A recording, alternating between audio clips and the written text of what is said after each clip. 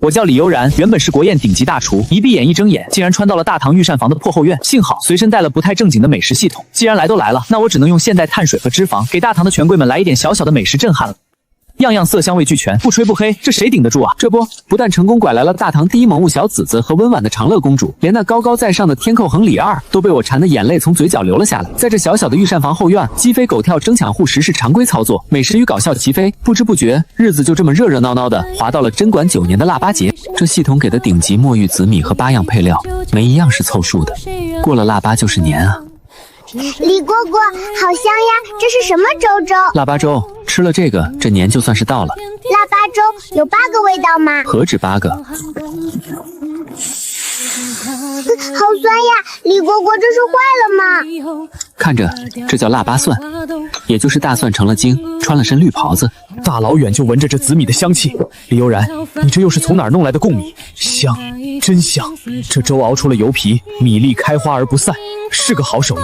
这是李悠然，你这蒜发霉长毛了，都绿成这副德行了，还不赶紧扔了？陛下，这可不是坏了，这是低温腌制后的成色，就是要绿才地道。胡扯！朕虽不是庖丁，却也知大蒜乃白物，这绿的跟中毒似的，谁敢吃？再说大蒜气味腥臭，食之口臭难消。朕待会儿还要去两云殿见魏征那几个老顽冠，若是顶着这一嘴蒜味，成何体统？是。但这可是李蝈蝈给的，李蝈蝈给的，就算是毒药，那是甜的。这么脆。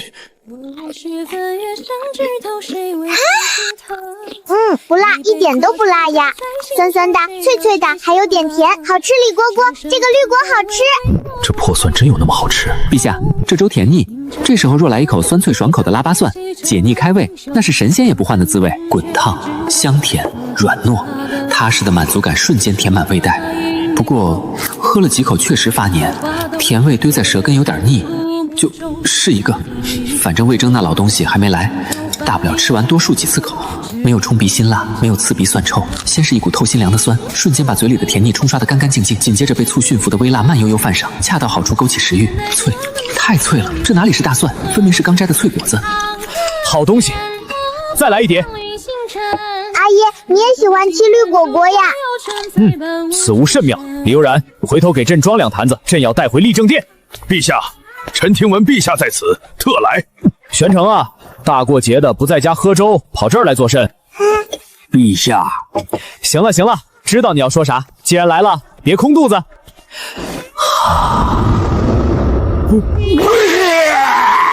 陛下，您这是？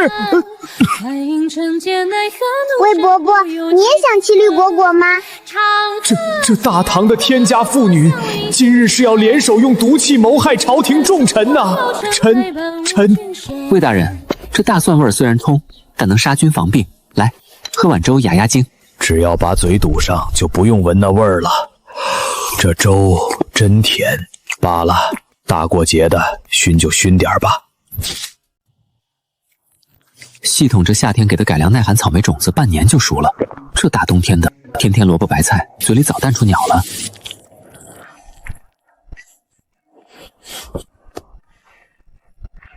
快开门，冻死本宫了！这么大的雪，不在宫里烤火，跑我这柴房来受罪。你当我想来，还不是清君？非说上次吃了你的糖话，心里过意不去，做了点心送。再说了，四子呢？里头睡觉呢，刚玩累了，来得早不如来得巧，刚做好，尝尝。大福或者叫雪媚娘，不用煮，直接吃。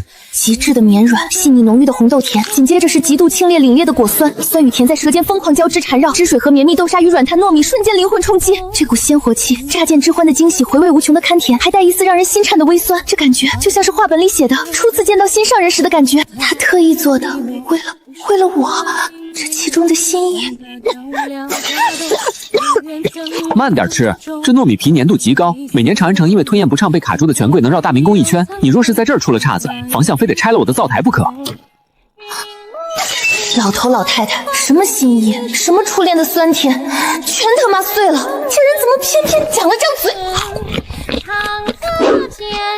李悠然啊，李悠然，你这嘴要是能捐了，大唐肯定更太平。人家清君是觉得好吃，你倒好，就人家噎死。实话实说罢了，这东西确实不好消化。既然这东西这么危险，那你教教清君怎么做？他那双手巧，学会了回去做给房相吃，省得房相老念叨。洗手去。手掌摊开，别僵着。笨。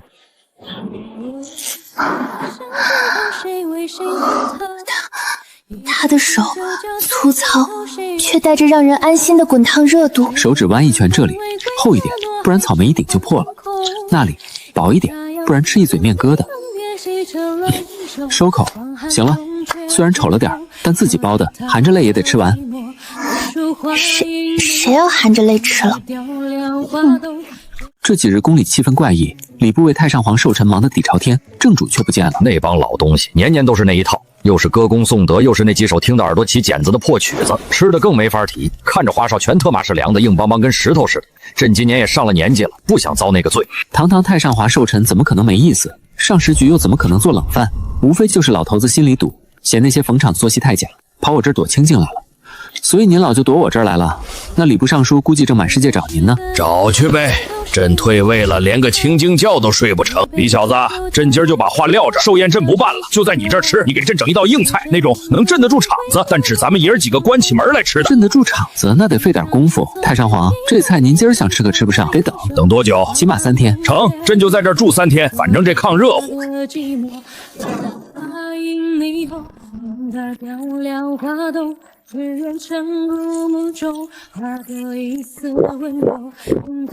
这叫大杂烩，这么多好东西混一块儿，别串了味儿啊！这叫海纳百川。荤菜要炸，逼出多余的油，只留胶质；素菜要吸，吸饱了汤汁才是好东西。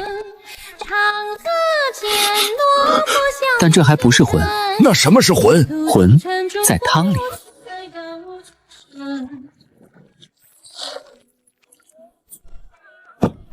这就完了？早着呢，温火慢归，少1个时辰都不行。这3天火不能断，人不能离。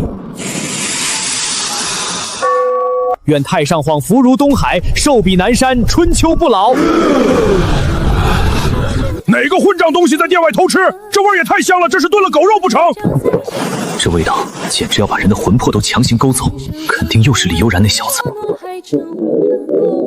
既然众爱卿都有心为太上皇祝寿，那今日这朝会便散了吧。朕要去看看太上皇。都给朕站住！不许抢，这是给阿翁过寿辰的。太上皇，吉时到了，开坛。开。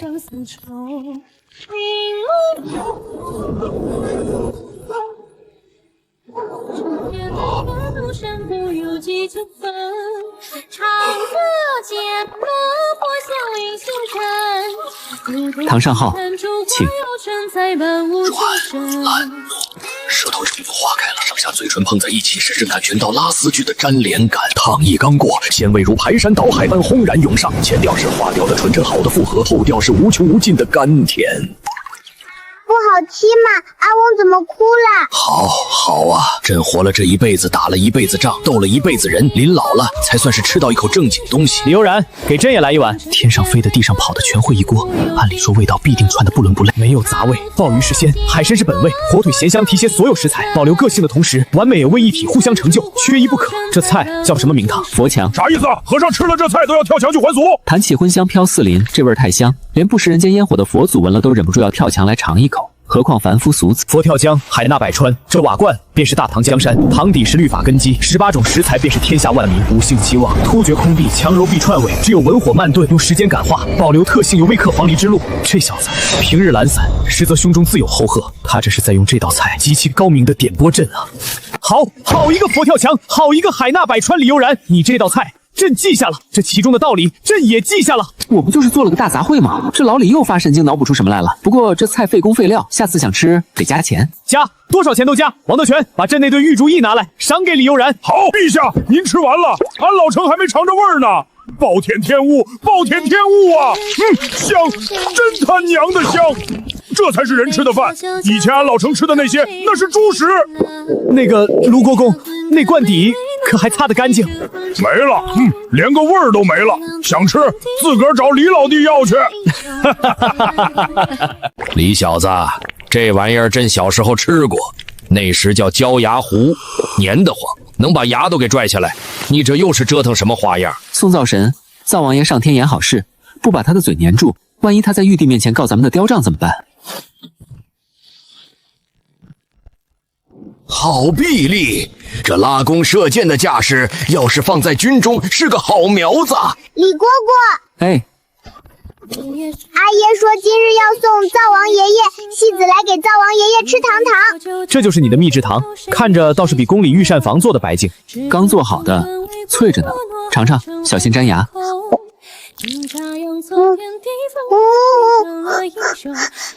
哟，这是怎么了？平日里小嘴巴巴的，今儿怎么不说话了？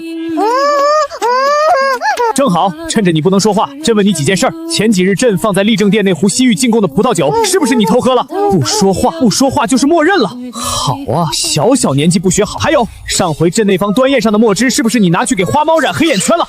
这是趁火打劫，是污蔑。行了，陛下，您就别逗他了。来，张嘴，别硬拽，含一口水，别咽下去，在嘴里咕噜咕噜。阿爷坏，阿爷大坏蛋，一身牙牙都要掉了。谁让你贪吃？李悠然都说了粘牙，你非要一口吞。吉时到了，都来拜拜吧。这可是咱御膳房的顶头上司，跟灶王爷爷说说，让他上天言好事，保佑咱们小渠儿明年长高高，吃香香。灶王爷爷，您要把糖糖都吃光光，把嘴巴死死粘住，不要告诉玉皇大帝子子偷喝了酒酒。还有，阿爷是大坏蛋，他欺负子子，您上天以后不要给他吃好吃的，让他天天吃苦瓜。好，好，这愿许的好，就该让你爹吃点苦头。陛下，童言无忌，灶王爷不计小而过，来吃块糖消消火。好吃，没有蜂蜜的腻，没有蔗糖的冲，这发酵拉扯后的麦芽带着一股子粮食晒过太阳后的暖香，这哪里像皇宫大内，分明是寻常百姓家的小年夜。哪怕是太极殿那张至高无上的龙椅，似乎也没这破柴屋里的一条板凳坐着舒坦。李悠然，明年多做点这糖瓜，朕想让这大唐的百姓到了小年都能吃上这一口甜的。行啊，只要陛下把这天下治理好了，百姓日子甜了，这糖瓜自然就甜了，那是自然。特么的，大意了，粘住了。阿爹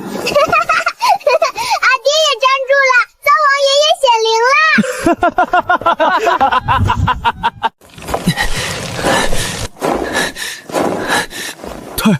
殿下，这根木头有点沉，要不您歇歇？不必，姑，我能行。殿下，没事，死不了，就是累的。再加上这几日估计没好好吃饭，气血两亏，低血糖犯了。低什么糖？李大人，这可怎么是好？要不要传太医？传太医也就是开点苦汤药，这病得补，得吃肉，还是那种大补的红肉。李老弟，俺老程听说你要大扫除，特意给你弄了头牛来拉车。哎，太子殿下这是咋了？躺雪地里练功呢？这牛虽然瘸了一条腿，但皮毛油亮，眼神温顺，这特他妈一看就是正当年的顶级壮劳力啊！顶级雪花牛肉在向我招手。老程，这牛。这牛他刚才进门的时候，左脚绊右脚，把自己给摔撞了。我看他伤得极重，估计是活不成了。大唐律法严苛，私宰耕牛要判刑，但这牛要是自己摔死的，那可就另当别谝了。这老程果然是个懂事的好队友。唉，确实伤得太重了，都伤及肺腑了。为了不让他继续痛苦，得赶紧超度。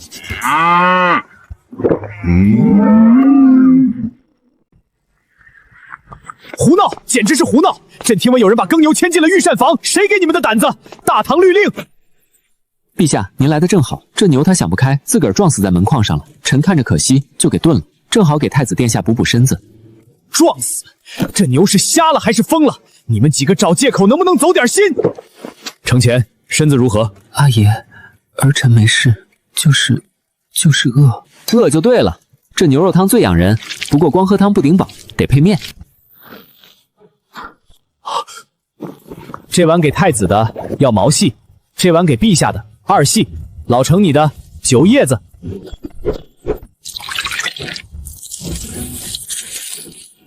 1青2白3红4绿5黄，这是兰州牛肉面，讲究的就是个肉烂者香，面细者长，齐活，好吃。啊，爽！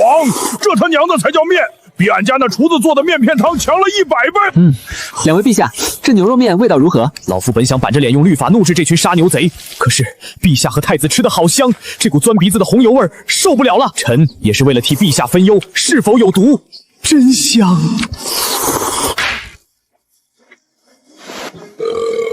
李师傅，这面神了！孤觉得现在浑身上下充满了力气，能徒手打死一头老虎。殿下觉得有力气了，有力气了，那正好，吃了我的面，这饭前得肉偿。肉偿？想什么呢？殿下身子骨太软，就是缺乏锻炼。这牛肉面虽然大补，但这力气得发散出来，不然积在肚子里容易上火。从今儿起，殿下每天来我这儿劈半个时辰的柴，既能强身健体，又能抵了饭钱，一举两得，劈就劈。为了以后不晕倒，姑拼了！李悠然，臣在。这牛摔得好啊！以后这种眼神不好、容易平地摔跤的牛，记得多找几头。陛下放心，臣会替您留意的。其实老夫觉得刚才那片萝卜似乎也有强身健体之效。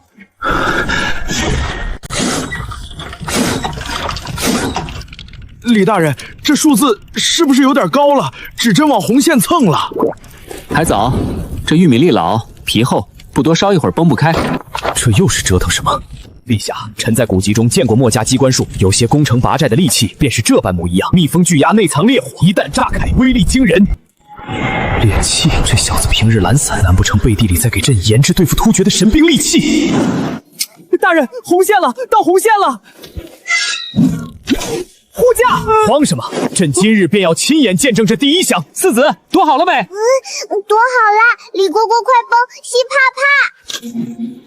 怕。四子怎么也在？这是要收纳毒烟，释放毒物。都让开，要响了！护驾，有刺客！炸了，真炸了！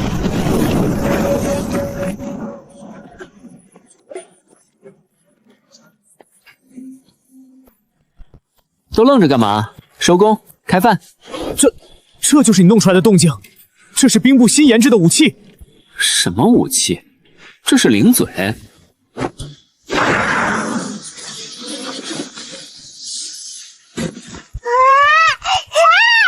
细花花，好香的花花。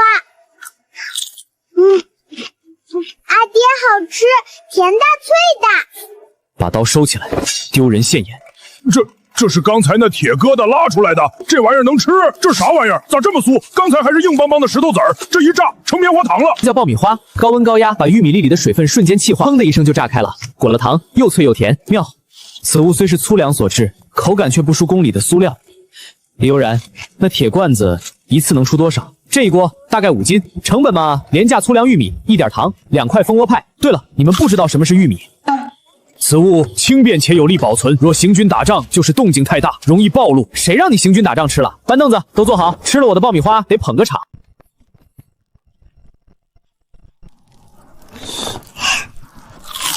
这又是唱哪出？皮影戏。锵锵锵，咚咚咚！俺老孙来也！黑猴姐，阿爷你看，很会说话的猴姐。这皮影竟这般透亮鲜艳，光线太强了，动作灵活得像活物。吃俺老孙一棒，大王饶命！这爆米花廉价量大，极度好吃。这皮影戏精彩通俗，极其好看。若是将这2样东西推广到边疆呢？那些突厥人土欲浑人，让他们吃大唐的爆米花，看大唐的戏，他们还会想抢粮食吗？还会觉得大唐人软弱吗？不，这不仅仅是吃食和戏耍，这是教化，是同化，是兵部血带的文明利器。陛下，您怎么了？可是觉得这戏太过粗俗？粗俗？魏征虽顽劣，却神通广大。不是我大唐的无敌将士吗？你再看这爆米花，虽是凡物，却能化腐朽为神奇，体积暴增10几倍，这不就是我大唐日益膨胀的国力吗？李悠然此举大有深意啊！他是在告诉朕，治大国如爆米花，要掌握火候，懂得积蓄压力。累死老子了！要是让我知道外面那个老李脑补出了什么开疆拓土的宏伟方案，我非把手里的皮影砸他脸上不可！我就想哄个孩子，顺便卖点零食赚个外快，真的。好，这猴子打得好痛快！李老弟，这铁罐子给俺弄2个，俺带回军营去。以后俺那帮兔崽子要是敢闹事儿，俺就炸一锅给他们吃，死死堵住他们的嘴。知责，这等兵不血刃的教化神器，岂是你这等粗人能用的？李悠然，出来吧！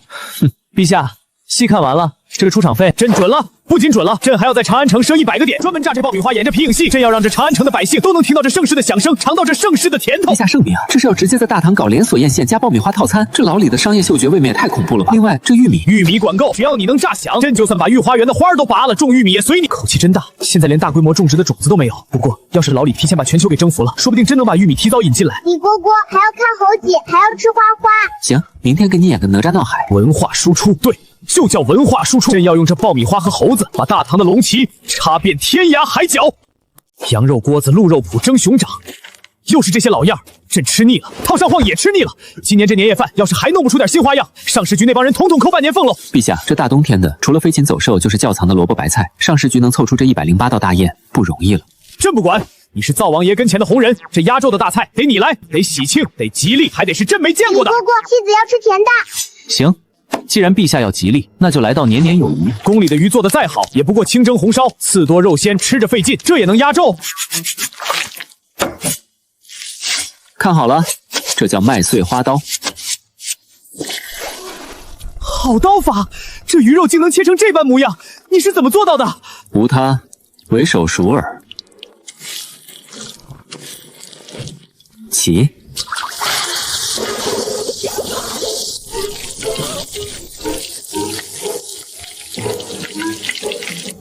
这是鱼，还没完呢。上色。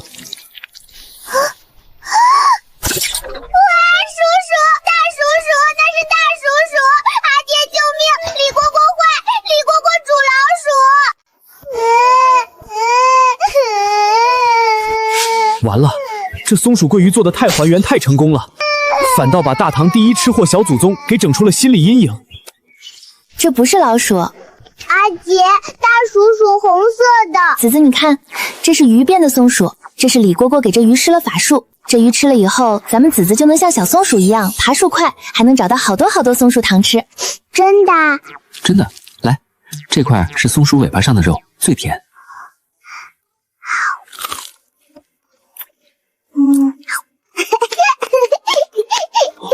好吃，还要尾巴。好，外形似鼠，叫声如鼠，吃起来却是鱼的鲜美。李悠然，这菜叫什么名堂？松鼠桂鱼。松鼠这名字倒是贴切，只是作为年夜饭的压轴菜，是不是显得小气了些？松鼠乃山野小兽，难登大雅之堂。陛下，这名字里头可有大学问。哦，说来听听。这松鼠乃是送福的谐音，但这还不是最要紧的。这道菜的主料是桂鱼，贵者贵也，鱼者鱼也。这道菜寓意富贵有余，陛下吃一口，大唐的国库就多一份富贵；四子吃一口，明年的零嘴就多一份盈。富贵有余，这解释绝了，既有口彩又有实味，还把食材特点全概括进去了。好一个富贵有余！李悠然啊，李悠然，你这张嘴不去礼部当差真是屈才了。别，臣就喜欢在这烟熏火燎的地方待着。这道菜准了，重熙夜宴就把它摆在正中间，朕要让那帮整天哭穷的大臣们都尝尝什么叫富贵有余。阿姐你也吃了富贵，给戏子买糖糖。买。把长安城的糖都买下来。李先生，这鱼好吃是好吃，就是做法太费功夫。除夕宴你一个人忙得过来吗？这不有现成的苦力吗？刚才那刀法，他们要是没看会，这御厨也别当了，回家抱孩子去吧。看是看清了，可那切鱼的恐怖手速，那是人类能练出来的吗？出来吧，再午就要长毛了。李蝈蝈，天黑了没？刚过50，早着呢。我说子子，您这都赖在我这儿大半天了，陛下要是找不见人，还得以为我把您给拐卖了。不回，戏子不回宫，宫里有怪兽。昨晚守夜，不懂事的老太监讲了讲年兽吃小孩的鬼故事，说年兽青面獠牙，一口一个嘎嘣脆，吓得这小祖宗一宿没合眼。大老阿公说了，年兽怕红，怕响声。李蝈蝈，你看，希儿穿了红袄可还是怕，他要戏趁着天黑来吃希儿怎么办？行吧，既然你怕那年肉，咱们就找个比他更凶的玩意儿，把他给镇住。比年肉还凶，戏什么？狮子，百兽之王，也就是个欺软怕硬的主。见了狮子还得绕道走，咱们做个吃的，吃了它，你肚子里就有狮子坐镇，年肉闻着味儿就不敢靠前。做狮子头绝不能用绞肉机，绞出来的肉泥是泥，没嚼头，必须用刀手工切成16子大小的丁，让肉粒留着缝隙，才能藏得住丰沛的汁水。李蝈蝈，这就是狮子。别急，还是散兵游卒呢，得练兵，集其是魂，肉软烂它清脆，口感才丰富。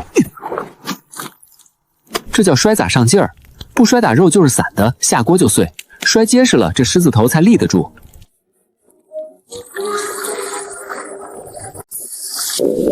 好香，李蝈蝈，狮子熟了吗？早着呢，这才刚洗了个澡。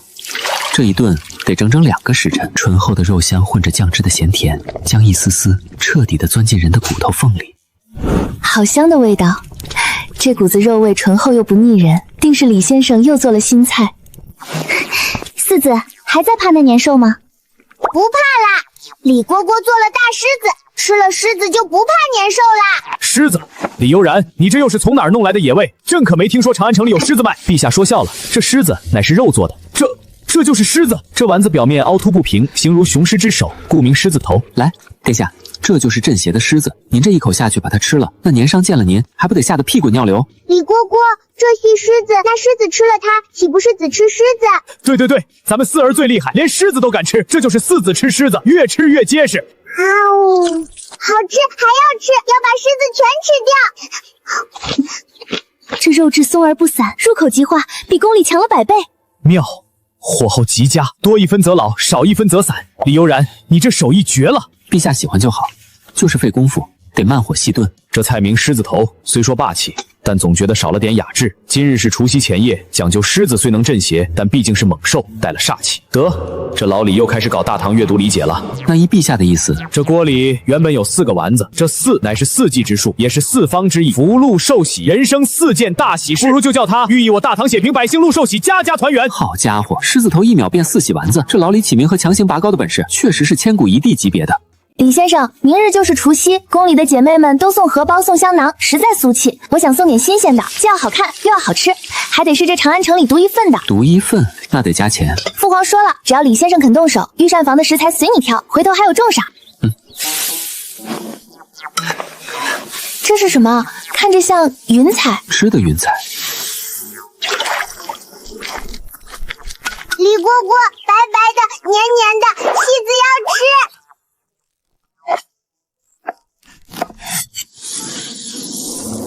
这叫雪花酥，咬一口就像在雪地里打滚。好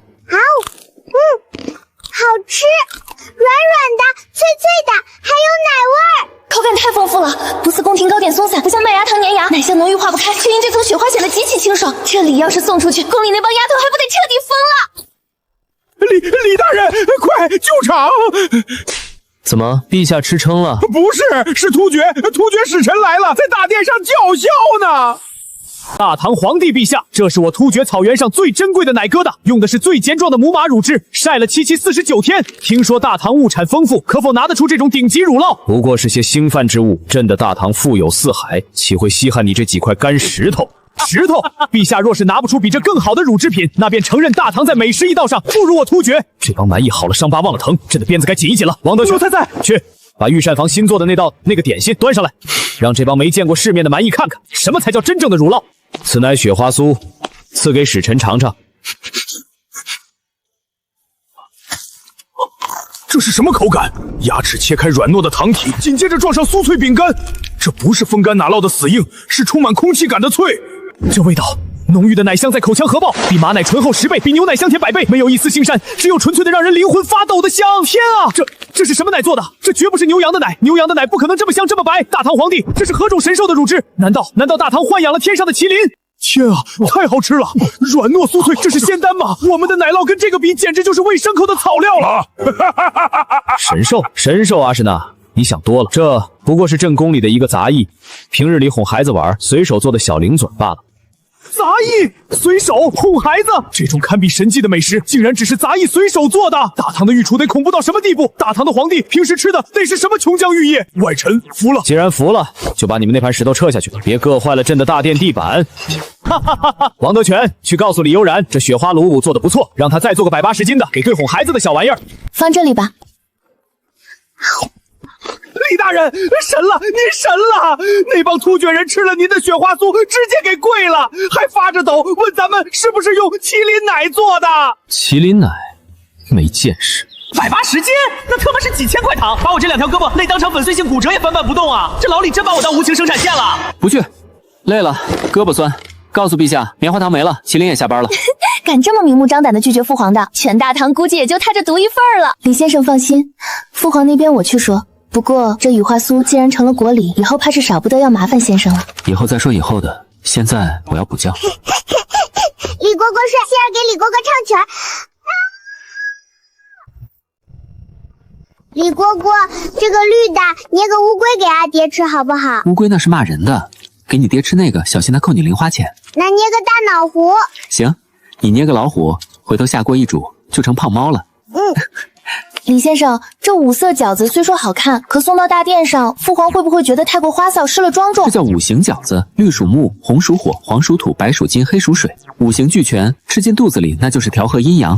陛下最信这个，你就等着看他乐吧。这人总能把贪吃说得这么清新脱俗，偏偏父皇还就吃这一套。行了，装盘，今晚还有大活呢，那几个大家伙还得我去盯着。御膳房李悠然献五彩羹碎饺子。嘿，这菜味绝了，鲜！这饺子，李悠然这又是搞什么名堂？把画画的颜料倒进面里了？哼！二郎是南瓜的甜香，不腻，软糯得很。父皇，李先生说了，此乃五行饺子，寓意金木水火土五行调和，保佑我大唐风调雨顺，国运昌隆。好一个五行饺子！告诉李悠然，这饺子深得朕心。陛下，这饺子味道如何？皇后，这饺子味道极好，你也尝尝。罢了，过年嘛，陛下高兴就好，再吃个红的。李悠然，这又是何物？这大过年的，你弄几个箱子摆在这儿，难道是要变戏法？陛下，这叫烟花，烟花柳巷的烟花，非也是火树银花不夜天。捂好了，张嘴！护驾，快护驾！这小子又要炸了！这逃跑动作太他妈熟了，上次炸爆米花就是这德行。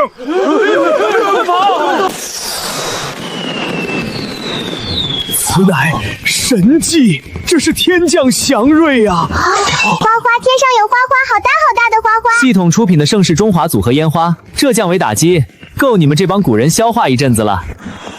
朕看到了，在那漫天的光华中，朕看到了万邦来朝，百姓富足，灯火辉煌，天下归心。那是朕的野心，是朕的宏愿，是朕要留给后世的那个大唐。火树银花，好一个火树银花不夜天！这种场合，吃的是规矩，喝的是排场，没意思透了。朕乏了，去后边歇会儿，让太子在这盯着，群臣尽兴便是。奴才这就安排不撵。这味儿够劲，赶紧的，朕这肚子早就饿瘪了。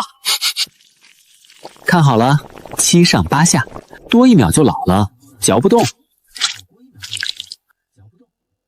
痛快！李蝈蝈，戏子也要，戏子要吃红红的。红锅太辣，明天要是肚子痛，你阿爷又得找我麻烦。不嘛，阿爷都能吃，戏子也行。戏子长大了，呼呼，辣水水！李蝈蝈救命！好吃，戏子不怕辣。李小子，你这手艺没得挑，要我说，你就该去上食局掌勺。堂上皇您喝多了，胡说！朕清醒的很，朕什么山珍海味没吃过，可就是没吃过这么痛快的饭。献歌破阵乐，共赏太平人。来跟朕一起唱《李永福这里有然》啊！对对对。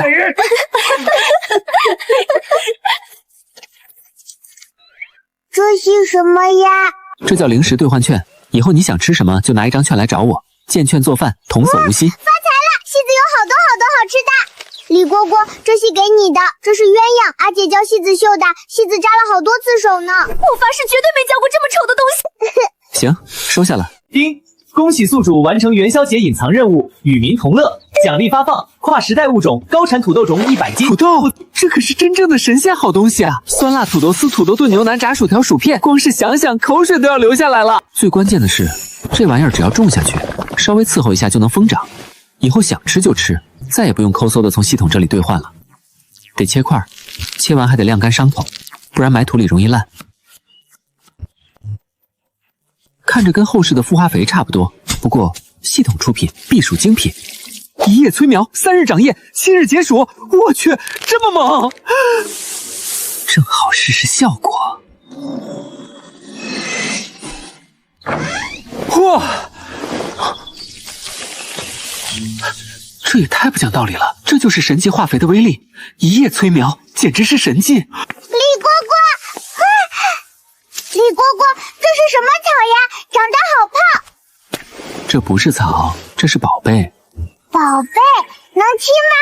这小丫头，3句话不离吃。唉，现在还不能吃，它的果子长在土里头，等过些日子长大了挖出来，那是金灿灿的，又香又面。金灿灿，是金子吗？比金子还贵重，金子不能填饱肚子，这玩意儿能。虽然听不懂什么大唐不大唐的，但既然李蝈蝈说能填饱肚子，那就是绝世好东西。那戏子帮李蝈蝈看着，谁也不许偷李蝈蝈的草。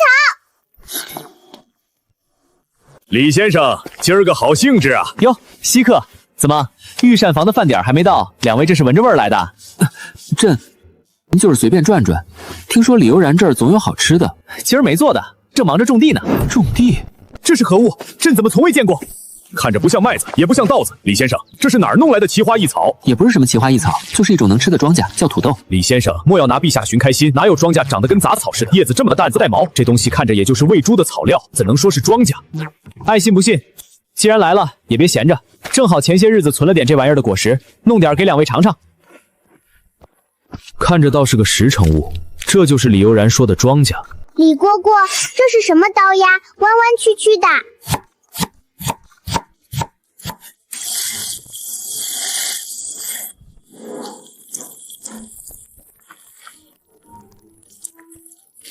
狼牙土豆，尝尝。好东西。这味儿带劲。来，丝子，这是丝子的。李蝈蝈，这是辣辣吗？不是，是酸酸甜甜的，用这个蘸着吃。好吃，酸酸甜甜的。李蝈蝈，这个好好吃。李悠然，这东西叫什么？土豆，淀粉含量高，自然顶饱。这东西不仅能当菜，关键时候它是能当主粮救命的。这东西好种吗？好种，不挑地，旱地、沙地、坡地都能活，3个月就能收一茬。李先生，这产量如何？产量嘛，若是随便种种，不施肥不草草，亩产也就3、5千斤吧。要是伺候好了，土质肥沃，那怎么也得奔着1万斤去。多少？李先生，这玩笑可开不得。如今上好的水田亩产也不过300多斤，你这可是翻了10倍不止，这是要改天换地呀！3、5千斤，3、5千斤。大唐立国以来，天灾不断，若是有了这东西，大唐百姓再无饥渴之忧。李悠然，阿爷坏坏，吓到戏子了。此物当真能有1万斤？疼，松手！骗你干嘛？现在肥料不达标，估计也就几千斤吧。天佑大唐，天佑大唐啊！这是祥瑞，这是上天赐给我大唐的祥瑞。什么杂役？这分明就是神农在世。这土豆怕是李悠然从天上带下来的仙种。李悠然是在考验朕是否值得托社稷。来人，来人！陛下，传朕口谕，从即刻起，御膳房后院列为禁地，无论是谁，皇亲国戚也好，宰相将军也罢，敢擅入者，杀无赦，调300斤无畏，把这里给朕围死，连只苍蝇都不许飞进去。地里的苗若少了一片叶子，朕拿你是问？诺。还有这堆土豆，立刻封存最好的库房，派重兵把守。若是受潮发霉，管库的人全部提头来见。我说差不多行了啊，那葱昨天刚浇的水。陛下不可，有何不可？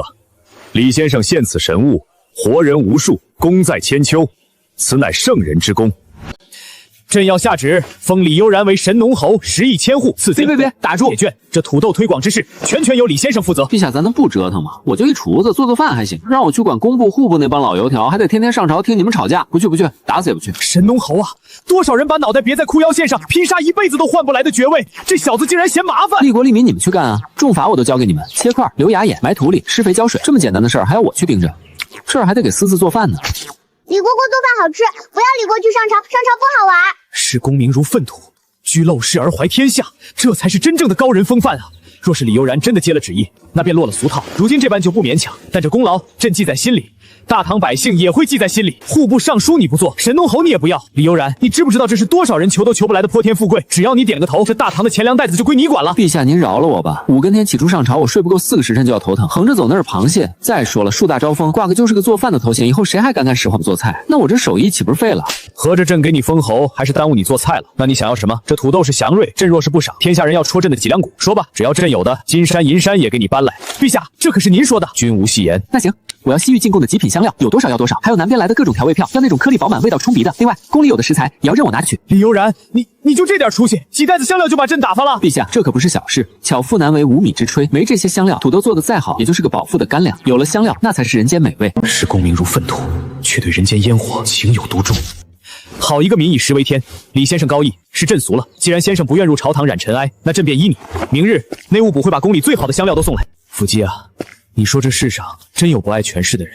陛下，李先生怕是那种大隐隐于市的高人。李先生眼里的天下，或许跟咱们看到的不一样。咱们看的是疆域版图，李先生看的是一碗饭里的乾坤。可朕这心里过意不去啊！就赏几袋香料，传出去朕成什么了？抠门皇帝！陛下，李先生不收，那是李先生高风亮节。可这赏赐，咱们可以不给李先生啊。晋阳公主，李先生最疼爱小公主，赏了公主，那不就是变相赏了李先生？而且公主年幼，得了赏赐，定会去找李先生显摆，到时候这东西还不都是进了御膳房的锅里？妙啊，伏击，你这老狐狸，还是你鬼点子多。晋阳公主李明达因发现祥瑞土豆有功，福泽万民，特加封10亿3000户，并赐西域进口和田暖玉100块，东海夜明珠1斗，黄金千两，锦缎500匹。李哥哥，李哥哥，慢点跑，别摔着。李哥哥发财了！阿爷给了戏子好多好多漂亮的石头，还有黄黄的金子。这就是世子说的石头，这可是能换一座城的宝贝。不能吃，都不好玩。阿爹坏，不给肉肉，给石头，石头又硬又冷，还会硌牙。那世子想怎么办？给李蝈蝈，李蝈蝈拿去买肉肉，买好多好多肉肉。行，戏子要吃红烧肉，要吃排骨，还要吃那个脆脆的土豆条。今日春光正好，朕特意让上食局备了全羊，待朕列几只兔子助兴，咱们君臣痛饮几杯。陛下，这烤羊虽好，但此时日头正午，吃着就着烈酒，怕是容易上火伤身。哈哈哈！玄成啊，你就是太讲究，这大口吃肉，大碗喝酒才是男儿本色。再说了，四子和丽坠还没来呢，朕特意让人留了最嫩的羊腿，他们肯定喜欢。陛下，那最嫩的羊腿能不能分俺老程一口？俺老程早饭都没吃，就等着这一顿呢。出息！等公主们来了再说。玄成，这块腿肉最嫩，朕亲自给你割的，你必须吃了。陛下，这羊是不是火太大了？懂什么？这叫野趣，只有这般大口吃肉，才显男儿本色。狮子来了，快！阿爹给狮子留了最好的羊排，刚烤熟，香着呢。阿爹臭臭！臭！胡说，这是肉香。这是朕亲手烤的肉香，就是臭臭，全是烟味，不好闻。世子要吃李蝈蝈做的饭饭。陛下，这羊肉燥热，小孩子肠胃弱，怕是受不住。李悠然，你又捣鼓什么稀奇玩意儿了？比朕的烤全羊还香。好吃，软软的，香香的，比阿爹的黑炭肉肉好吃10000倍。这就是个面饼夹菜，看着也没什么稀奇的嘛。陛下说的对，就是面饼夹菜，上不得台面。陛下还是去吃那霸气的烤羊吧。阿爷要不要尝尝呀？可甜啦！还是四字疼阿爷，朕帮你们尝尝咸淡。万一李悠然这小子没放盐呢？这面饼为何如此松软，入口即化，透着奶香，还有这酱，酸甜解腻，这究竟是何等神仙之物？李老弟，俺老程看你这车上搬下来不少东西，肯定不止这一点点心吧？我的个亲娘嘞！阴沟里的水虫子！这腿儿比俺老程的胡子都多，这能吃？李悠然，这是何物？这等长相狰狞之物，怕是有毒吧？李蝈蝈，那个虫虫好吓人呀，它会不会咬戏子？有毒？这可是海里的宝贝。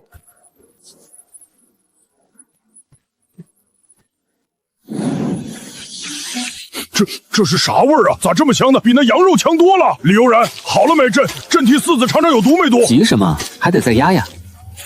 老程，你皮糙肉厚，你先试毒。好吃，真他娘的好吃！李老弟，再来10串。哇，脆脆的，给朕留1串。李蝈蝈，这个虫虫好好吃。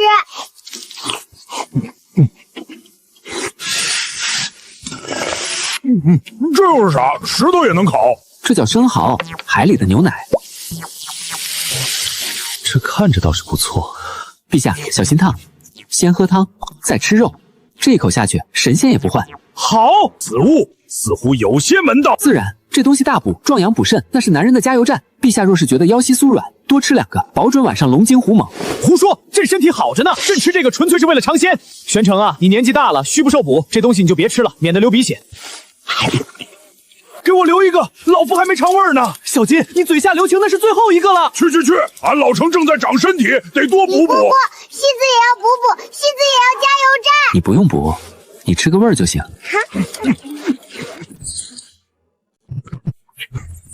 玄初，你这是作甚？陛下，此物虽美味，但臣不得不见。长安距海千里之遥，这海鲜想要运到长安，还得保持鲜活，须得跑死多少匹快马？此乃奢靡之风，此乃亡国之兆啊！陛下，臣请陛下立刻停止此等荒唐行径，将这些妖物统统销毁。李悠然，这又是哪一处？这魏黑子乱喷的毛病真是不小。魏大人，吵累了吧？这又是什么妖物？先喝口汤润润嗓子，再接着喷。喝就喝，老夫倒要看看你这弄的又是什么靡靡之食。哼！鲜厚重却不腻的鲜美，这股暖流仿佛让老夫站在了无垠的海边，咸湿的海风正轻抚过老夫沧桑的老脸。这是什么？海带。海带？这不是昆布吗？这味道比真的肉强了100倍。魏大人，你刚才说这东西劳民伤财，这些东西是干的，只要晒干了，别说运回长安，就是放上3年5载也不会坏。一对马车就能拉上千斤干货，泡发后足够上万人吃一顿。你告诉我，这叫哪门子的劳民伤财？可是这东西既然是海里的，长安百姓哪里吃得到？魏大人，陛下，你们眼里的大唐只有这关中和江南的1亩3分地吗？那里有取之不尽的盐巴，有像山一样高的鱼虾，还有这种掉在海里没人要的海带。这东西在海边比野草还多。如果大唐能开辟水路，这些东西运回长安，成本比你们从关东运粮还要低。海运，治大国若烹小鲜，原来是这个意思。李悠然每次都是用最简单的食物讲出最治世的真理。李先生，是魏征目光短浅了。先生所言的海运，利在千秋，魏征自愧不如。别整这些没用的，想自己成，别在那碍事。李蝈蝈，戏子也要吃海带，我也要加油站。海带长得绿绿的，像树叶子一样，吃了会不会变绿呀？不会变绿，吃了会变聪明。好吃。李蝈蝈做的海带是世界上最好吃的草草，戏子要吃好多好多，变聪明了就不去上学了，去帮李蝈蝈洗菜。这丫头变聪明了，居然是为了逃课。李悠然，你刚才说海路还能卖丝绸瓷器，卖到哪儿去？赚谁的钱？赚那些全身裹着布的胡人的钱，赚那些住在岛上只穿草裙的人的钱。这天底下的金子，一半都在海的那头。陛下，臣以为李先生提议的海运之事，回朝后必须交由3省仔细商议。此事若是若成，陛下之功可比秦皇汉武。朕知道，朕这一辈子从战场杀到金銮殿，可让朕从来没有大唐的未来竟是这般辽阔，这般清晰。而这一切，仅仅是因为一碗汤。戏子也要变秦皇汉武。你就省省吧，秦皇汉武可没4子这么能吃。戏子能七喜福气呀！腻了，李悠然，这海鲜虽好，吃多了也顶得慌，弄点消食的汤水来。陛下，家父前些日子得了块岭南进贡的团茶，清君今日特意带了来，不如清君为陛下和李先生煮一壶。玄灵那老抠门藏的东西，那是好东西，准了，正好解腻。姐姐，这个黑黑的是泥巴吗？这是茶。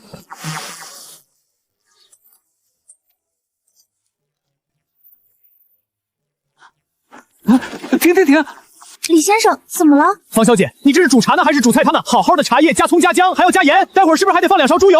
茶经上便是如此记载的呀。煮茶当调以姜盐，方能发其香。朕宫里的御用茶师煮出来的茶汤还要加羊油呢，那才叫醇厚。加羊油？那特那么是苏茶吧？糟蹋东西，那叫喝粥，不叫喝茶。今儿个，让你们见识见识，什么叫真正的茶。李悠然，你手不要了，那锅烫着呢。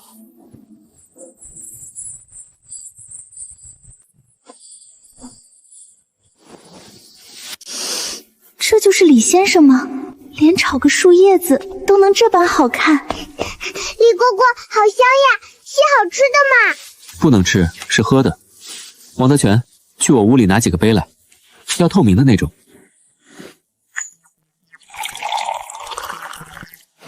尝尝，这就行了，不用煮一煮。好茶，这才是茶。朕以前喝的那都是什么泔水？清君受教了，这炒茶之法简直是化腐朽为神奇。全给朕包起来！陛下，这可不行，俺老程刚才也出力了，柴火可是俺弟的，怎么也得给俺分点儿。你个大老粗喝什么茶？给你也是牛角木家。有点苦，不过嘴巴里甜甜的。李蝈蝈，戏子还要少喝点儿，喝多了晚上睡不着。李先生，这茶可有名字？西湖龙井。龙潜于渊，景如明镜，倒是配得上这茶的清贵。这茶朕带走了，宫里那些御医整日说朕肝火旺，这龙井清心明目，正好拿去给御医们开开眼。陛下，您这也太……您好歹给俺老程留一口啊！刚才那柴火可是俺老程劈的。劈柴那是你的福分，陛下，您这哪是皇帝，分明是进村的土匪，连锅端。陛下，你也不怕烫着手？普天之下莫非王土，朕拿自个儿家东西算什么土匪？这叫物尽其用。李先生这份面对至高皇权却依旧洒脱磁性、毫不畏惧的劲儿，简直比这满院子茶香还要醉人。慌什么？天塌下来了！堂堂内侍总管成何体统？回陛下，东宫那边来人，说太子殿下昏过去了。你说什么？承乾怎么了？刚才在猎场不是还好好的吗？太医去了吗？怎么说的？太医令亲自去了，说是春气入体，加之太子殿下课业繁重，脾胃失和。这才什么？你倒是说啊！这才致使气血两亏，一时阻断。如今太子殿下上下颚骨死咬合，连参汤都灌不进去啊！观音壁此刹在立正殿养身子，若是承乾再出个好蛋，这让我怎么跟观音壁交代？摆驾去东宫。春气入体，脾胃失和，这不就是换季加上压力大导致的急性肠胃感冒，外加严重的神经肾厌食症吗？是不是要死掉了？子儿不要大哥死！哎，别瞎说，你大哥就是书读多了，脑子累着了，饿晕的。那吃了李蝈蝈的饭饭是不是就好了？走，咱们也去看看。房中简若是没事，也跟去搭把手。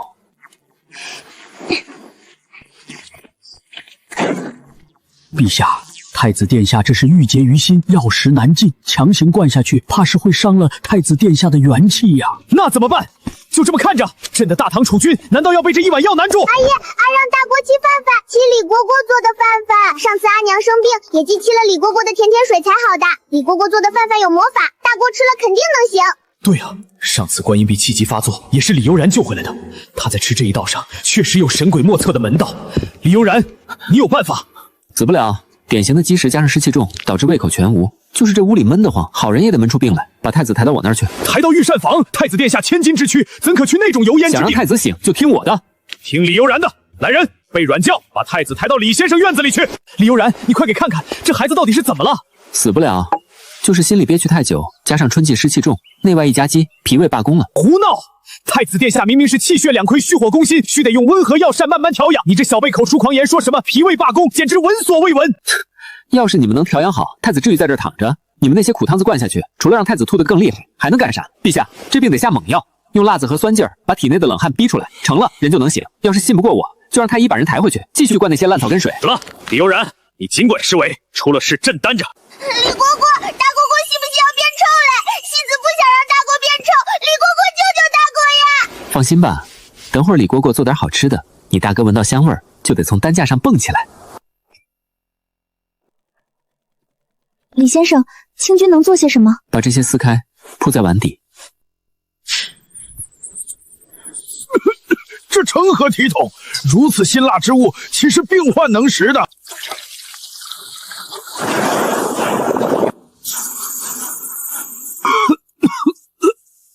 阿爷，儿臣这是怎么了？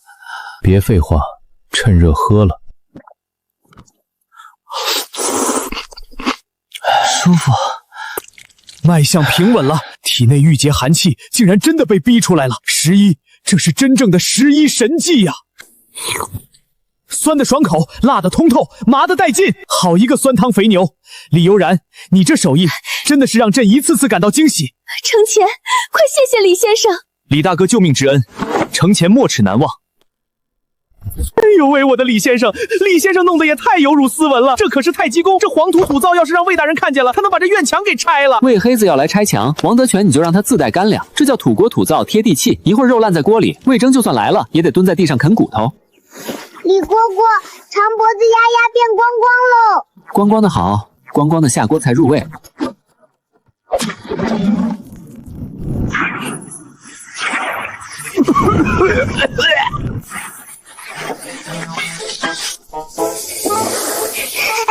李蝈蝈，好香丫丫！还没完呢。李先生，这肉烂了吧？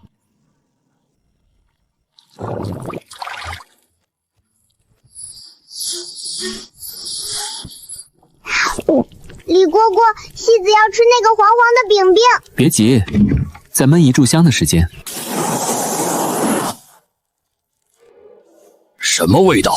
浓烈的大酱味儿，醇厚的油脂香，还有那种只有大铁锅柴火炖煮才能激发的独特焦香。皇上皇，这奴婢没闻见什么呀？废物！海上皇，您的拐杖！要个屁的拐杖！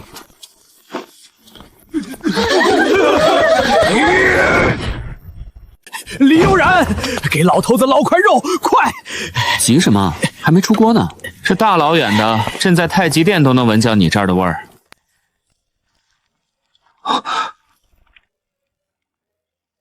啊！这可是天家父子，随便一点火星子都能把这御膳房烧成灰呀！皇爷爷也来吃鸭鸭了，阿爹也来啦！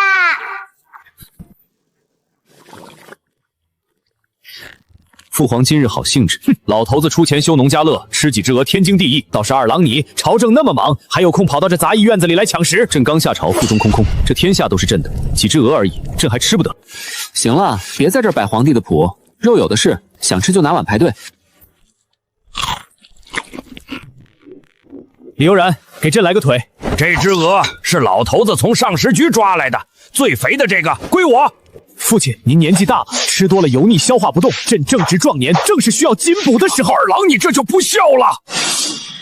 要打出去打，砸了我的锅，以后谁也别想在这儿吃饭。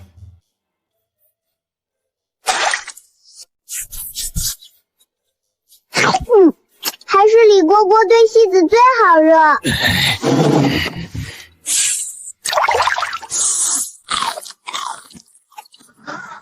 痛快！李蝈蝈，这个饼饼下面软软的，上面脆脆的，好吃呀！好吃就多吃点儿，吃饱了才有力气去种你的小白菜。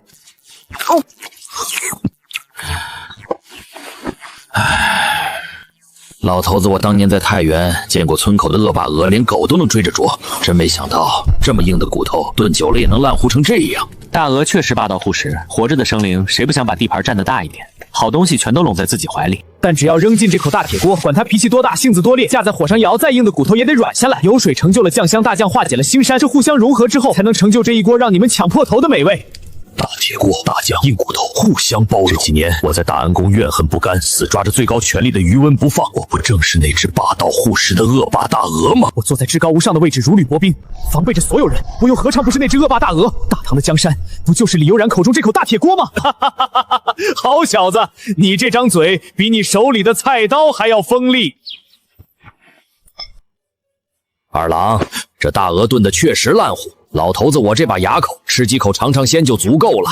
大唐这口锅以后还得你来端，多吃点，端稳了。阿爷、王爷爷，你们为什么都不说话惹？是不是鹅哥太好吃，你们吃傻掉了？对，四子说的对，这鹅肉太好吃了，阿爹舍不得咽下去。这困扰大唐朝野多年的天家父子心结，竟然被李先生一锅极其粗犷的炖大鹅给化解了。吃饱了就把碗刷了。王德全，把这地扫干净，一会儿那些工匠还得来搭暖棚。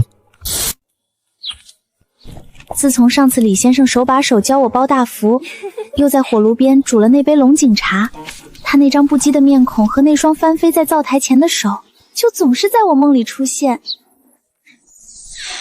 房小姐，这会儿不是饭点，要是想吃铁锅炖大鹅，只能舔锅底了。李先生说笑，家父昨日还念叨先生的手艺，正好今日庄子上的订户送来些新鲜玩意儿，清君便想着雷竹笋，好东西。这玩意儿可是春天的宝贝，过了这村没这店。房姑娘，你这哪是送菜，简直是活菩萨下凡。自己精心打扮了半个时辰，对镜贴花黄，结果还不如这根带着泥巴的烂笋子有吸引力。这人当真是个木头。王德全，烧水。李先生，这是要做什么菜？炒肉吗？炒着吃那是糟蹋东西，这叫腌肚鲜，这是江南那边的吃法。腌就是这咸肉，鲜就是这鲜肉和春笋。至于这丹，这丹字才是这道菜的魂儿。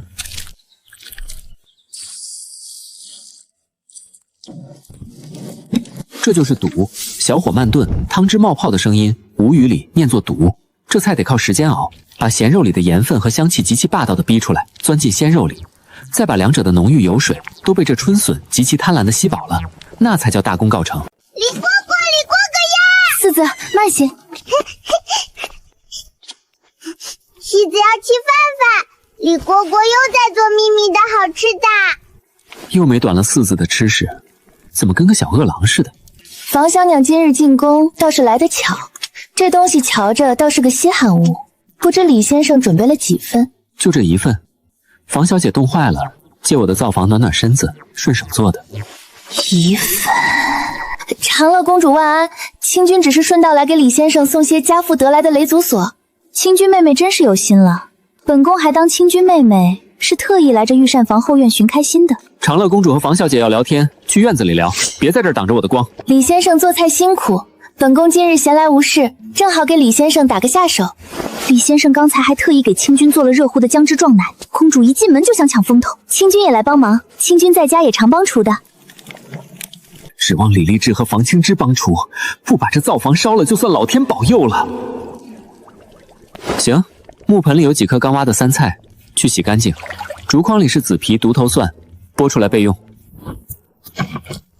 平时吃菜连骨头都不用自己吐，哪里干过剥蒜这种粗活？公主千金之躯，这等粗活还是让清君来吧。清君虽然手笨，但洗菜这种小事还是能做好的。这点小事本宫还应付得来，倒是清君妹妹这水凉得很，莫要又着凉了，到时候李先生又要费心熬什么姜汁来暖身子。房清君，你洗菜还是洗泥？公主恕罪，这菜叶上的泥太顽固，清君一时用力过猛了。长乐姐姐、清君姐姐，你们为什么眼睛里有火花呀？是不是要打架？李蝈蝈说谁打架就不给谁饭饭吃。思乖，姐姐们没吵架，姐姐在帮李先生剥蒜呢。对啊，清君在洗菜，这菜洗干净了才能做好吃的。可是长乐姐姐剥的蒜好丑呀，清君姐姐的菜也都碎掉了。紫皮独头蒜，吃的就是那个辣味和脆劲儿。你把这皮留一半在上面，一会儿下锅全糊了，发苦，还有这坑坑洼洼的指甲印全嵌在里面，这叫人怎么吃？还有你，好好的鲜嫩松菜，菜叶子全烂了，最下面的泥沙你是一点没洗掉啊！清君不是故意的。行了行了，我就不该对你们抱有任何指望。你们俩现在立刻马上去那边坐着，别在这影响我做菜的速度。我们平时走到哪里不是被男人们众星捧月般围着？只有这个李依然，他的眼里除了锅里的菜，完全没有我们这两个极其活生生的大美人。这人说话虽然难听，心肠却是极其热的。李蝈蝈做饭样子最帅嘞！马屁精，今天没你的份儿。不要呀，戏子能吃辣，戏子一点都不怕辣。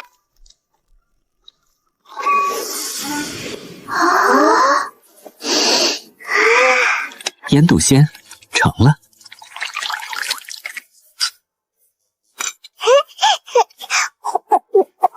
哇，李蝈蝈，这个汤甜的好鲜呀，比肉还要好吃。太好吃了！本宫在宫中吃过不少山珍海味，却从未尝过这般极其纯粹的鲜。李先生这手艺，上十宫那帮人拍马也赶不上。清淡的吃完了，整点下饭的。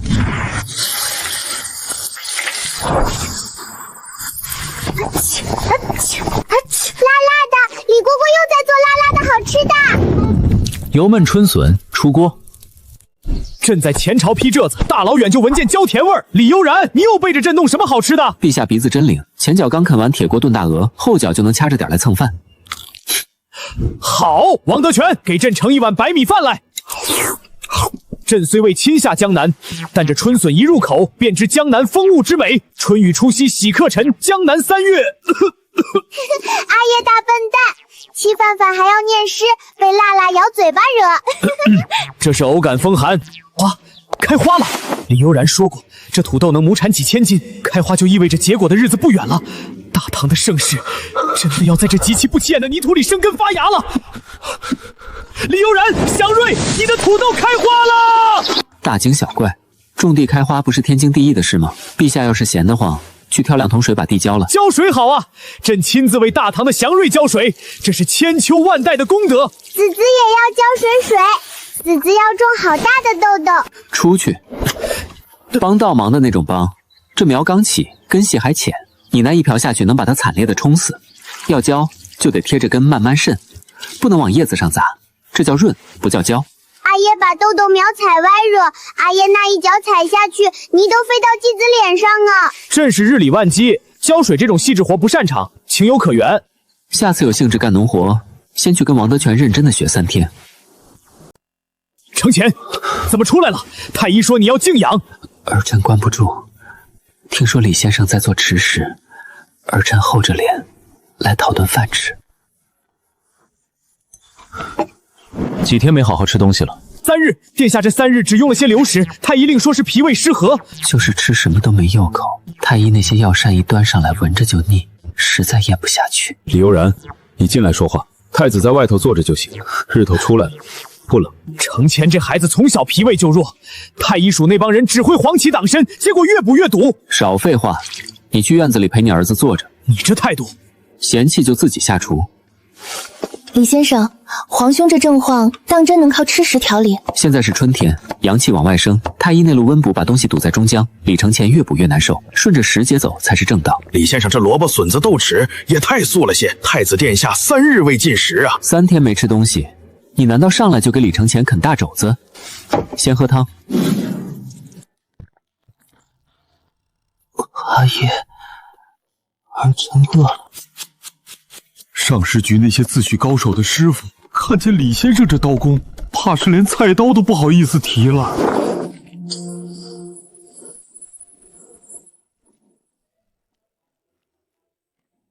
咬春，蝈蝈，程前蝈蝈在抢西子那份，那是本来就给你大哥准备的。李先生，这个叫咬春。立春前后吃，取个意的。春气往上走，万物都在破土，憋着不动只会烂在地里。吃一口，咬住这股气，跟着一块往上。天塌下来有个高的顶着，瞅那么多费脑子费力气，到头来还是病了，知道吗？少思多吃，吃饱了才有力气干别的。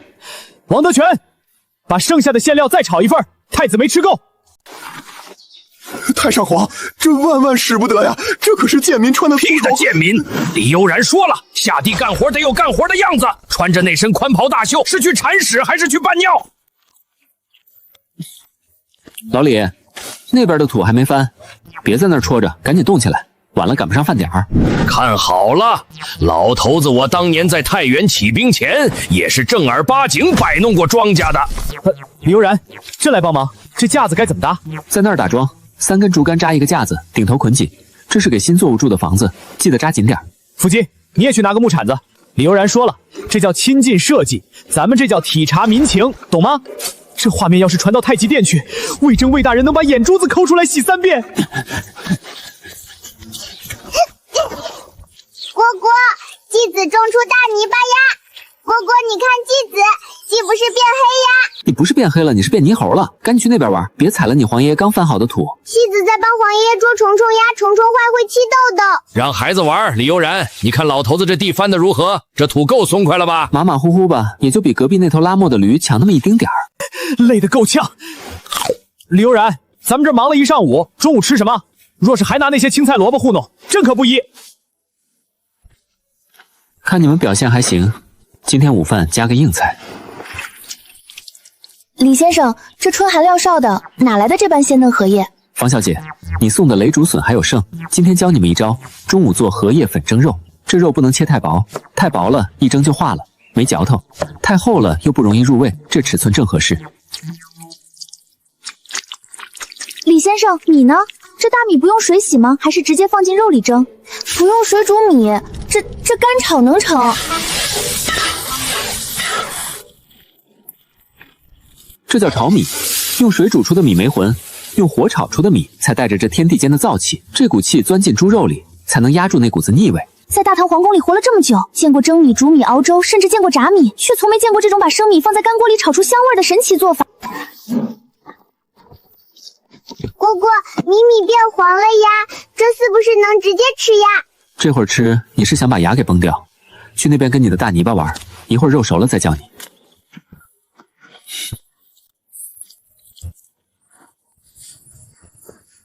本宫见识过无数名厨，可从没人能把普通的荷叶和猪肉玩出这种点石成金的架势。开火！李悠然，这得蒸多久？心急吃不了热豆腐，这种肉得让米粉把肉里的油全给吸饱了，再把荷叶的香味给焖进去。火候不到，吃着就是一嘴渣子；火候过了，烂成一滩泥。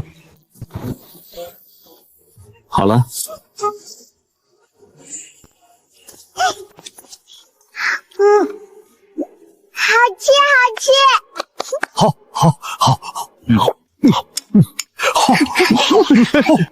先生辛苦了，擦擦汗吧。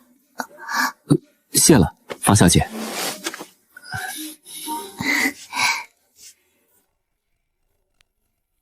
清君妹妹倒是体贴。长乐姐姐说笑了，清君只是看李先生劳累，是吗？李悠然，又怎么了，长公主殿下？本宫明天也来帮你种地，本宫学得会。随你，只要不把我那几株土豆给踩死就行。李先生，多亏先生的酸汤肥牛与春卷，姑的身体已大好。今日初春狩猎，姑拔得头筹，猎得这头300斤的野猪，特意送来给先生加餐，以表谢意。程前，你这谢礼送的不妥，野猪肉粗糙，上食于那帮御厨用尽了葱姜蒜，都压不住那膻味儿。老头子当年也吃过这玩意儿，费牙。上食局的御厨确实处理不了，他们这肉只能剁成肉泥，掺上大量的面粉做成肉饼，勉强能入口。姑想着李先生厨艺通神，定有办法化腐朽为神奇。李蝈蝈，这个大猪猪好臭呀！戏子不要吃臭臭的猪猪。这不就是跑山猪吗？虽然腥臊，但这东西常年在山里背国奔跑，肌肉紧，没有现代饲料猪的水气，只要处理得当，绝对是顶级的食材。王德全，去把这野猪开膛破肚，我只要它肚子上那块最肥的五花肉，剩下的你们抬去上食局分了。今天教你们一招，脆皮五花肉。李先生，这猪皮为何不涂香料？如何压得住腥臊？李悠然，你这是作甚？好端端的肉，扎这么多窟窿，肉质岂不是全漏光了？这叫打通任督二脉。猪皮不扎孔，烤的时候里头的油脂出不来，吃起来就是一块死皮。孔扎的越密，一会儿烤出来的皮就越脆。李蝈蝈，猪猪在吐泡泡呀！这泡泡能把猪猪变成香香的宝贝。王德全，去把后院那个土窑烧起来，要猛火。李悠然，你疯了！这么大的火不加水炖煮，直接干烤，这不烤成一块焦炭了？正是，你这土窑火势如此凶猛，直接把肉挂进去，半个时辰就得烧成灰。李先生此举实乃暴殄天物。这野猪虽糙，好歹也是肉食，如此胡闹，成何体统？急什么？让肉飞一会儿。李先生，这都过去1炷香了，里头连点动静都没有，是不是真糊了？急躁，这叫起酥。里头莫不是炸了？猪皮上的粗盐吸收了水分，高温将猪皮底下的油脂彻底逼了出来。热油反炸猪皮，听这声音，皮已经爆开了。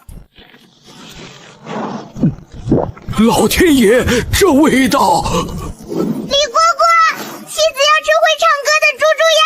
猪猪在里头跳舞呀！退后点儿，别被热油溅着。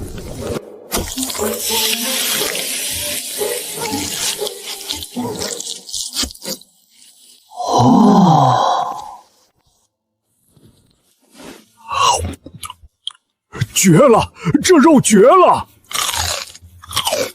李先生，这真是姑打来的那头野猪？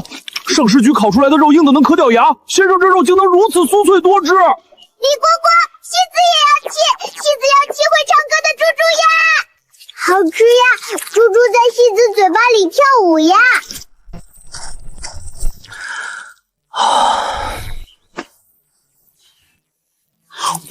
太子觉得这肉如何？人间极品，姑从未吃过如此美味的炙肉，自然是李先生厨艺通神，调料配比精妙。调料只是皮毛，根源在于火候。野猪肉糙，腥气重，这和朝堂上的烂摊子一个道理，也和人身上的臭毛病同理。处理这块肉，先得扎孔，这叫打通闭塞的毛病。然后进土窑，先用慢火，把肉里头那些多余的油脂藏在深处的腥臊一点逼。这个逼油的过程最熬人，火大了肉直接焦糊，火小了逼不出里头的脏东西。等油逼得差不多了，经历过慢火逼油的苦，再承受猛面层彻底爆皮的痛，最后才能成就这外酥里嫩的绝佳口感。做这块脆皮五花肉得受煎熬，做大唐的储君也是一样的道理，不受点慢火熬煮的苦楚，不经历点猛火爆皮的历练，整天待在东宫听那些大儒念经，你怎么撑起大唐的这副庞大的？程前，你太令朕失望了！太子殿下此举实乃骄纵轻狂，动摇国本。慢火逼油，猛火爆皮。先生一语惊醒梦中人，程前受教了。朕费尽口舌也讲不明白的帝王心术，竟然被李悠然用一块烤猪肉给讲透了。我当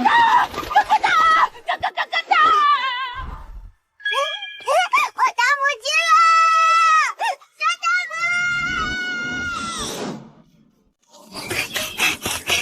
李蝈蝈有蛋蛋呀，暖暖的呀。阿爷不许碰，这是戏子找到的宝贝呀！哈哈哈哈哈哈！活该，连小丫头的东西都抢。程前，随朕先去偏院，关中水利的折子，你来看看。行了，把你的宝贝拿过来，蝈蝈给你变个戏法。李蝈蝈要吃戏子的蛋蛋呀！蝈蝈用这2枚鸡蛋给你做一道连你阿爹都没吃过的绝世美味，全当奖励为你今天的劳动成果。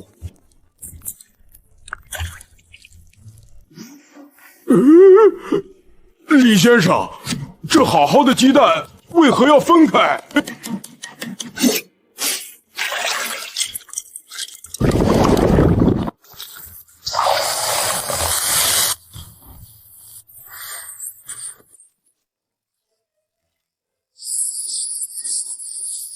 李蝈蝈，好香呀！戏子闻到了大螃蟹的味道呀！父皇，这是蟹黄的鲜香。初春时节，河冰刚化，螃蟹还在泥里冬眠，哪里来的肥蟹？且这蟹味如此浓郁，绝非1-2只螃蟹能熬出来的。方向是御膳房后院，肯定是李悠然那小子，他竟敢背着朕偷吃肥蟹。李悠然，你哪来的肥蟹？好吃呀，比大螃蟹还要好吃呀！这是何物？为何会有如此浓郁的蟹香？陛下眼神不好，这不就是农家乐刚产出的2枚鸡蛋吗？这是小刺刺的蛋，他亲手从鸡鸡窝里掏出来的，2枚，总共就炒了这么1盘。太子殿下刚才烤野猪吃了多少块？5块，6块。戏子的蛋蛋，你们不许吃！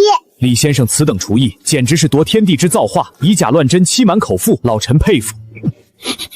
李悠然，你到底往里头放了什么妖法？3年陈醋、老姜、白糖，1勺滚油，就这，化腐朽为神奇。老臣活了大半辈子，头一回见有人能用2枚鸡蛋做出蟹黄的滋味。李先生这手段，当真以真化境。陛下要是嫌不够吃，回去让上食局拿1筐鸡蛋来，我倒是能炒1盆。不过那些喂饲料的鸡蛋味道差远了，这回头让人送来。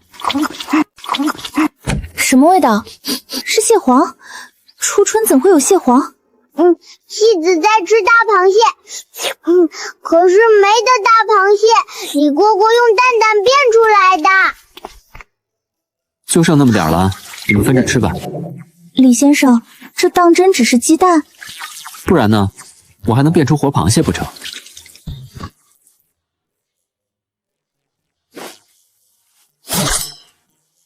姐姐们打架呀！清君妹妹，这最后一口你让给我如何？本宫从小就爱吃蟹，每年秋天都要吃上半月。长乐姐姐说笑了，清君也极爱蟹味，况且这盘菜清君还只尝了蛋清，这蛋黄的滋味还没品到呢。别抢了，再挤就成蛋泥了。1人1半，吃完了都给我消停会儿。这母鸡才开始产蛋，1天就2，要想吃得痛快，得多养几只好鸡，饲料也得换成虫子拌谷糠的。李悠然，你这院子的鸡窝太小，本宫回去让内务局拨几只湖上的芦花过鸡过来，再拨些精粮做4狗不溜。我家祖宅庄子上有一片老姜田，入秋的姜最是辛辣，明日我差人送些过来。清君妹妹倒是上心，不过李悠然这灶房里缺的东西多着呢，光送姜可不够。姐姐说的是，所以清君明日不光送姜，这是今早让庄子上的人去南山采的头茶荠菜，本想今日就交给李先生，只是方才不错。头茶的，根上带粉红色的才是野生的，这批货正。李先生喜欢就好，明日清君还能带些别的来。南山庄子上还有一样东西，清君一直没舍得拿出来，明日带进宫，请李先生过目。李悠然，明日本宫也来。来就来，别空手，顺便把你说的那几只芦花鸡也带上。光嘴上说不练的，我这院子不养闲人。清君，明日你那秘密武器别太早拿出来，省得李悠然嫌咱们烦。姐姐放心，清君有分寸。李蝈蝈，姐姐们为什么要抢蛋蛋期呀？因为好吃的东西就那么点儿，谁都想多吃一口。戏子不抢，戏子把蛋蛋给李蝈蝈期。你的碟子舔得比洗过的还干净，还分给我吃？蝈蝈，蝈蝈，蝈蝈不起床，戏子就可把母鸡放进屋里呀！蝈蝈快看！李先生，昨日说的南山庄子上的好东西就是这个。头茶来花还带着花苞，行，这批货比昨天的芥菜还正。甜甜的呀。生的不能多吃，洗干净了再说。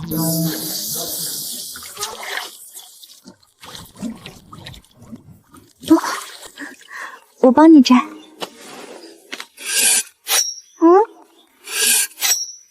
你等着。给你，真花过2天就蔫了，这个搁多久都不会坏。蝈蝈也给戏子磕一个呀。你有活的鸡，还不够玩？多谢李先生。今天做个乡下人的吃法，海花麦饭。李先生，这花怎做饭？奴才活了40年，头回听说花能当饭吃。瞧好就行了，大火。蒸多久？1炷香足够，时间长了就烂了。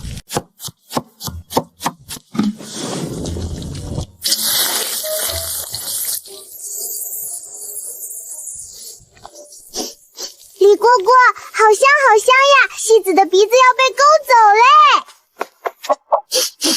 什么味道？这是花？黄花麦饭，别问了，吃。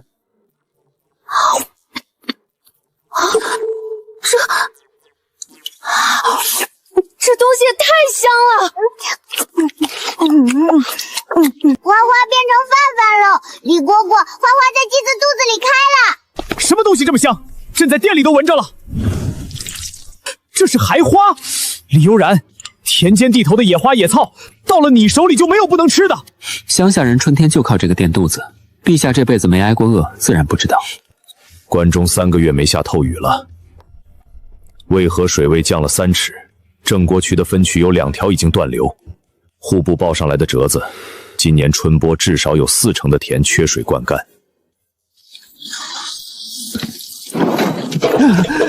不干了！李先生，这菜地1天得浇2遍，你要是嫌累，奴才叫几个小太监来挑。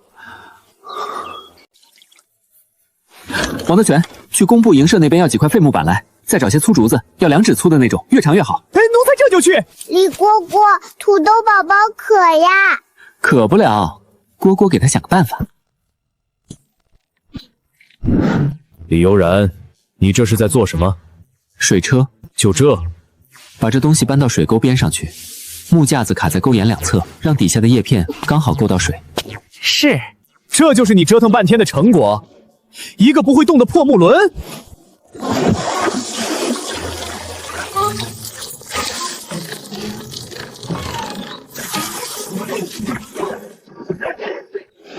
好厉害呀！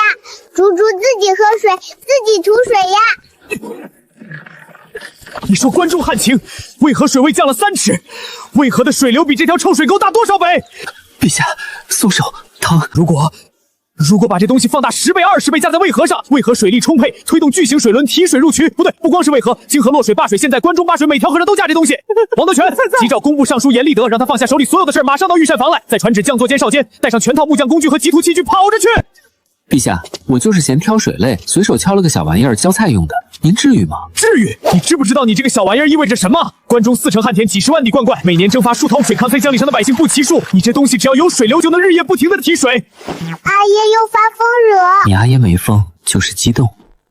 让工部的人来量尺寸画图就行了，原理就这么回事儿，放大造就完了。别吵我睡觉。父皇，这东西当真能解旱情？丽兹，你看这个轮子，一圈8个竹筒，每转一圈提8桶水，这条臭水的流速就能让它不停地转。渭河的水势是这里的100倍，一架大水1天1夜能提多少水？10架呢？100架呢？郑国渠分渠断流了没关系，在干渠边上架水车，直接从渭河提水灌渠，关中几十万亩旱田有救了。